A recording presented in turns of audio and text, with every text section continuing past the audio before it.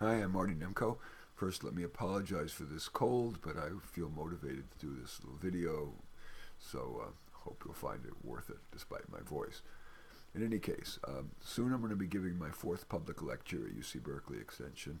It's going to be about time management and procrastination, and here's what I'm planning to say about the latter, about procrastination. Ironically, today's zeitgeist encourages people to excuse their bad behavior. So, procrastination is deemed not a lack of willpower, but caused by fear of failure, fear of rejection, fear of success, insecurity, self doubt, anxiety.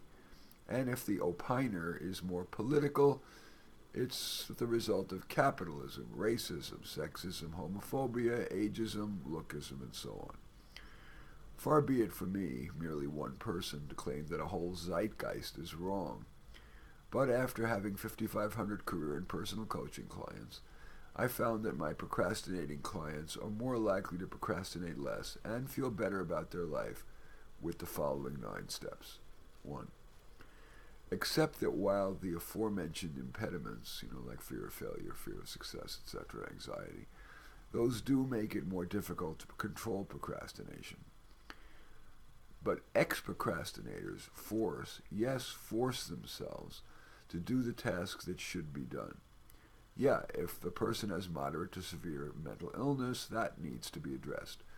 But garden variety procrastinators make much more progress by forcing themselves to do what they should. No undue rumination, which makes you more likely to procrastinate the task. No rationalizing of delay, which yields momentary relief but ongoing guilt and anxiety, followed by last-minute scrambling and often shoddy work. For the successful person, starting tasks right away and getting them finished expeditiously isn't a question. It isn't a choice. It's reflexive. It's something they do as part of being a responsible human being. Ex-procrastinators learn to be uncomfortable when that's worth it. 2. Accept the view that counter to that zeitgeist, contribution is nearly everything. That a life's value is determined far less by the pleasure derived than by the contribution made to the person's sphere of influence. That means getting as much worthy work done as possible in your career, in your avocation, in your relationships, and in your volunteer work. 3. Keep reminding yourself that you're going to feel better and your life will be better led, with more happiness, less guilt, and probably more money if you can eliminate procrastination as an option.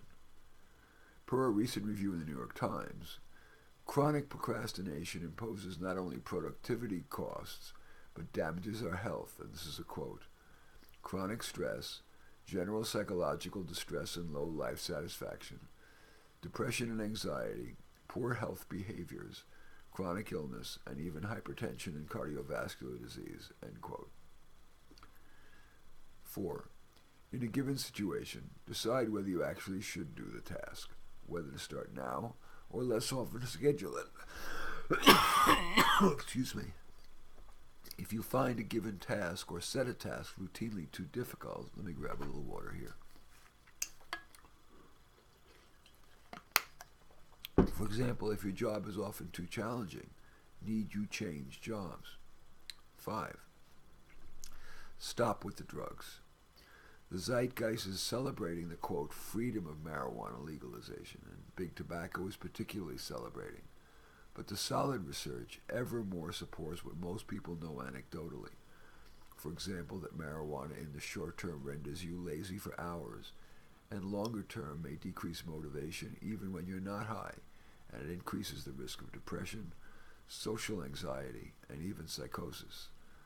For example, Google marijuana dangers and you'll immediately get to a 2018 report from the National Institute of Drug Abuse. You'll see a 2019 review in the Wall Street Journal, and then a 2017 meta-analysis of 200 solid studies by the National Academy of Sciences. Yeah. 6. Make it easy to do the task. For example, Eliminate distractions such as social media, or plunk that book that you need to read front and center on your desk. If you're wanting to exercise more, have your exercise machine in your home in front of a TV rather than have to go through all sorts of contortions to get to the gym. Or set up a regular hiking date. 7. If needed, reduce stress around a task, for example with deep breaths, a walk around the block, and perhaps realizing that you can get help with your project often, and almost certainly that you can survive failure. 8. Use tactics such as the 1-second task, in which you simply ask yourself, what's the first 1-second task I must do to start the project? Then what's the next 1-second task?